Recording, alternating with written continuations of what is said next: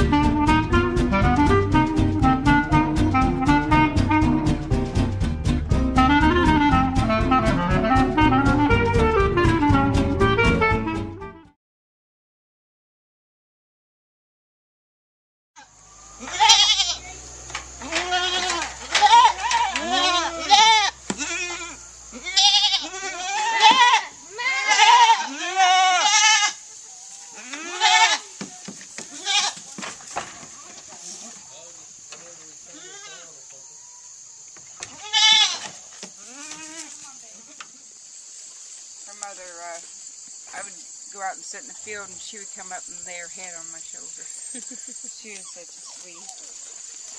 This one, these two here are the Weathers. They're going to be, she's my cat. Is it working? Yeah, now it's working. You caused me to have a brain lapse here. Okay. But what I'm saying is that the American people, if you're laid off, take a couple $100, invest in some woodworking equipment, make wooden spoons. If the only way that we're going to take our country back is one garage factory at a time. Mm-hmm. Henry Ford did not start in a factory as big as this valley. He started in a barn. The only way that we're going to get our country back is if we... I'm Devin Atkinson. I'm the Scioto Trail Section Supervisor. I've been with Buckeye Trail about 4.5 years now. I am also just newly appointed to the Board of Trustees on the Buckeye Trail, and I'm very excited about helping the organization move forward. Yeah, with the different organizations, environmental organizations, they're starting to cooperate here in Southern Ohio, we hope. There's organizations like the Highland Sanctuary, the Arc of Appalachia, the Alliance for Appalachian Ohio, I think is another one, and the Buckeye Trail Association.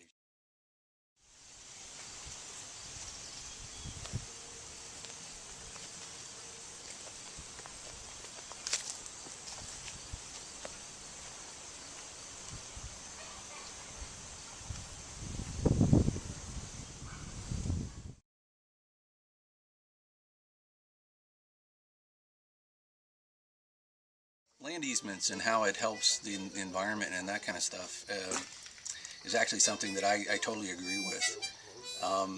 If you set aside a section of land, especially in forested areas, you'll get more of what it used to be like in the olden days.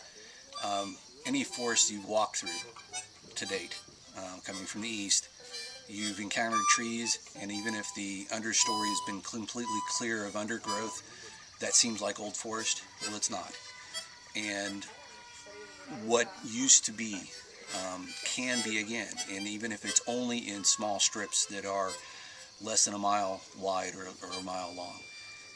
If those are protected and we can keep the infestations of harmful insects away, we can get back to the point where there are trees that are literally 10 feet around. There are a few areas in southern Ohio that have been protected just because they're family farms that have never logged, where there are still areas like that. But once you do that, then you see the wildlife come back that used to live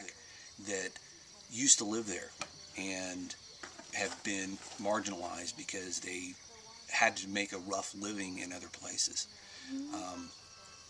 Beaver used to be in this area a lot, and it's not anymore. And unfortunately, that's one of the species that probably won't come back because there's just too much population. But there are other animals, different types of squirrels that are fairly rare now that used to be very prominent, especially the big, the red fox squirrels they're more common now than they were in the 70s, but they're making a comeback. So even small easements that protect a hiking trail have a great impact.